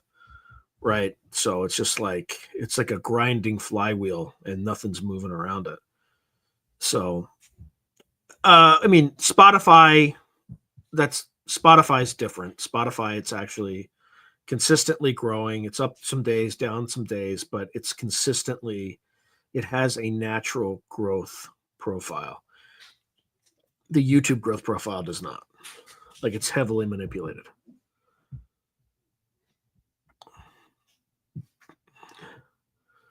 Yeah, that's true. No one's interested in truth or reality. I know. I keep pushing, Jesse, and thank you for your support.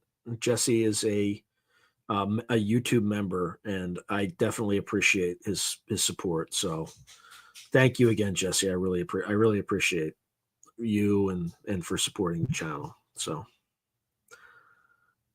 yeah, I would get in trouble if I had showgirls. My wife would kick my butt.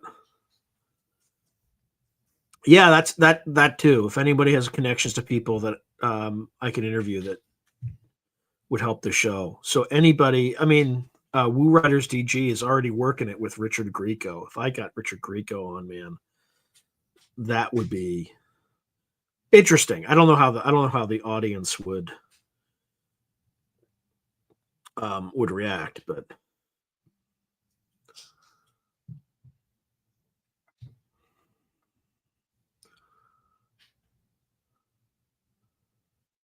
yeah, that's true. The AI wants what's being trendy and socially accepted by the 3D surface mentality. Yeah, that's for sure.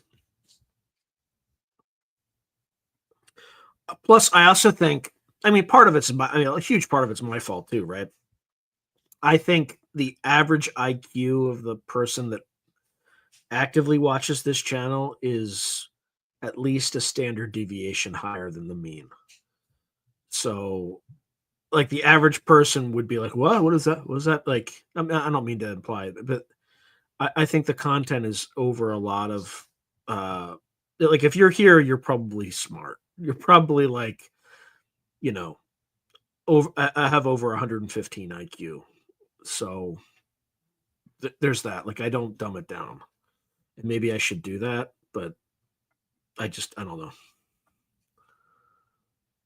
Oh, that would be amazing if I could get Dan Aykroyd on. Yes, that would be awesome.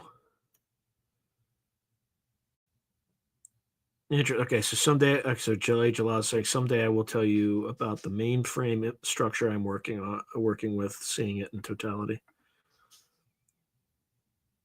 So Amelius is writing, those of us with like minds will always find channels like yours. I appreciate that, Amelius. Thank you, Amelius. He says the frequency leads us to the ones like us. I appreciate that, Amelius. He just writes, plus you're a respectful and likable dude. Wouldn't want, I don't know. I don't know if I'd want to watch me, but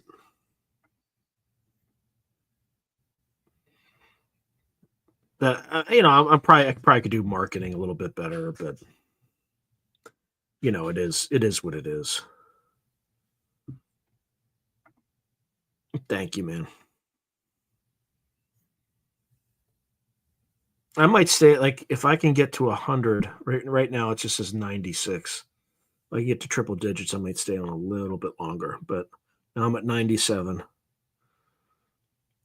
Thank you, Isness. Like, I enjoy doing this is something I enjoy doing, right? It's just that there's um it's all the other things that pull me away from it that I have to do in order to sustain a living, right? That's the hard part. So, like this weekend, it was all I try to scramble in as much as I can of the channel work, and that's all I do. I mean, there's a few other things I do from the writing side, but like I wake up and I just work and work and work and work. So Iazuz is writing, the human soul is very old. God downloads us into our bodies inside our mother's wounds. We live in a simulation, and our bodies are like virtual bodies that move in a hollow 3D world. Quantum physics proves it. Maybe. I appreciate that, Gray Al. He writes, your skills in interviewing people on the topic of the fabric of reality are second to none. I appreciate that, brother. I hope so. Maybe Richard Dolan's interview will get you to a catchy title. Perhaps the show with Dolan. Yeah, we'll see. We'll see. I mean, he has a huge audience, so maybe I'll get some love from that audience, but we'll see. Yeah, I can see that. Oh, we're at 98. Can we get to 100? I'll stay on for a few more minutes. We're at 99. Let's see if we get to 100.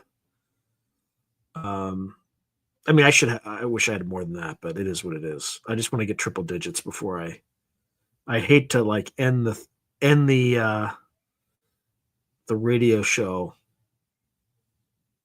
at 99. Oh, now we're back down to 97. Oh man. Oh man. You're down to 97.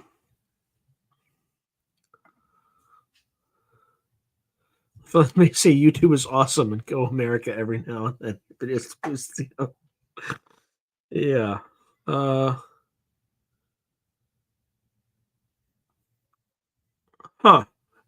Jalea Jalal saying, see if you can get Tim Tactic, who says that mankind is infected with a thought-formed parasite, an ultra-dimensional force.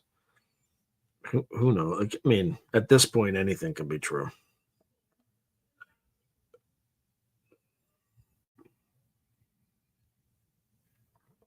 All right, we're at 97. 3 more.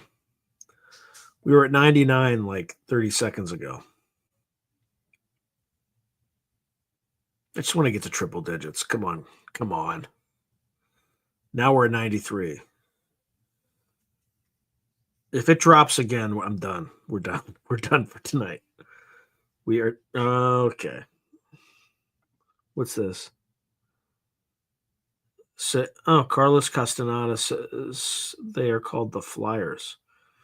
Interesting. Yeah, I have his book. I just haven't finished reading it. Well, I mean, he's got. Sorry, I act like he only has one book. He's got like a whole series of them. But I have his first book. Who knows? Maybe. Huh. Oh wow, DS is writing. I wish I would have hopped on early. I have this plasma orb story that I think could be foia but the idea freaks me out. Interesting.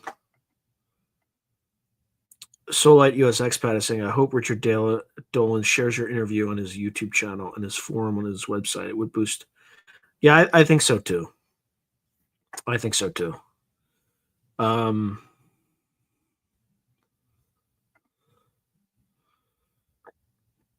Yeah, that does sound like Archons.